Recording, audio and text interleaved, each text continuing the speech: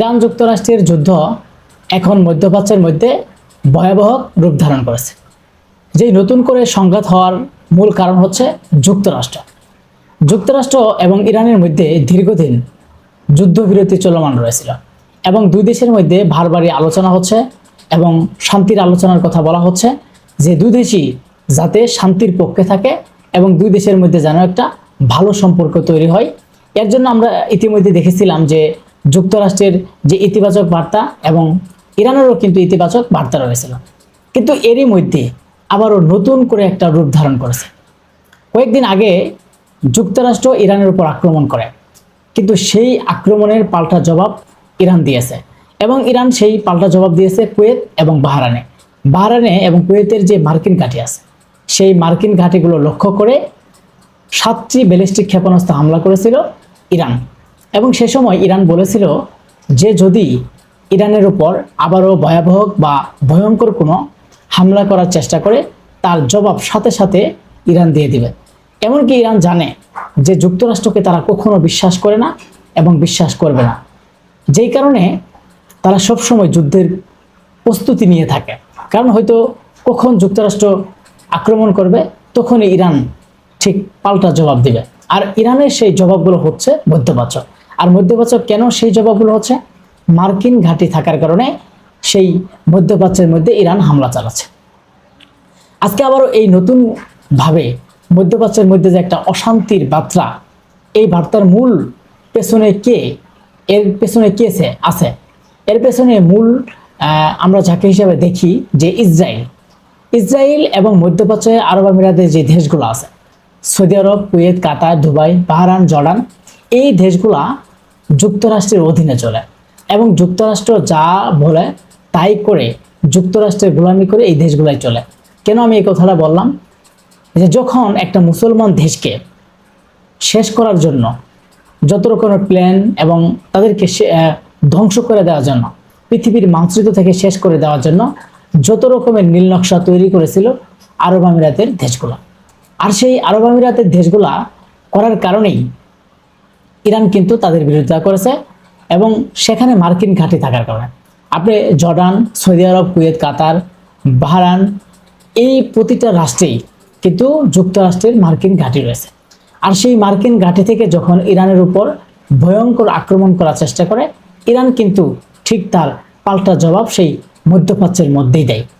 ইতিমধ্যে আজকে যে ভয়ঙ্কর একটা ঘটনা ঘটে গিয়েছে যুক্তরাষ্ট্র ইরানের, এটাও কিন্তু প্রায় সবাই জানেন।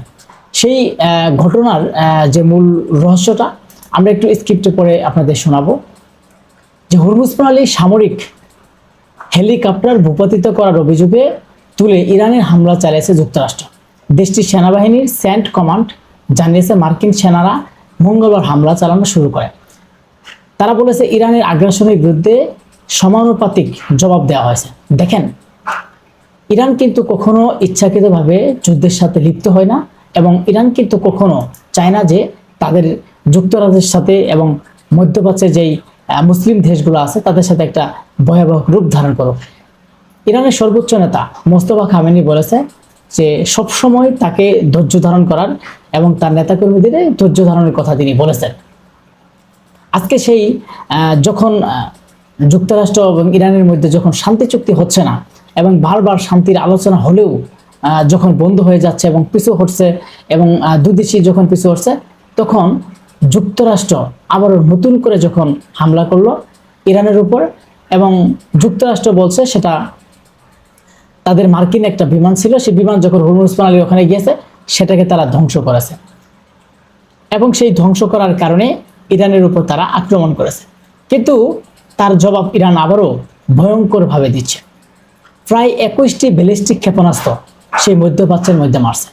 সেগুলো কুয়েত, আরব আমিরাতের দেশগুলো এবং জর্ডানে এবং আরও কয়েকটা জায়গায় তারা সেই ক্ষেপণাস্ত্রগুলো মারছে এবং কুয়েতের যে বিমানবন্দর, সেই বিমানবন্দরে এই ক্ষেপণাস্ত্রগুলো মারার পর মধ্যপ্রাচ্যের মধ্যে একটা যুদ্ধের যে কালো মেঘ নেমে এসেছে এবং এখন মানুষ অনেকেই বলতে শুরু করেছে যে ইরান যুক্তরাষ্ট্রের যুদ্ধ আবারও বিশ্বের মধ্যে একটা ভয়ঙ্কর পরিস্থিতি ছড়িয়ে পড়বে।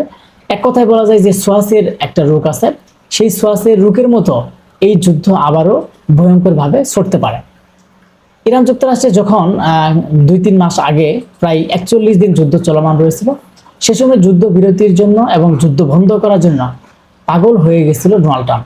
এবং ডোনাল্ড ট্রাম্প যে অর্থনৈতিক ভঙ্গুর হয়েছিল এবং ইসরায়েল যে প্রায় শেষ প্রান্তে, ধ্বংসের শেষ প্রান্তে চলে গেছিল এবং যে কোনোভাবে হোক যুদ্ধটা থামিয়েছে।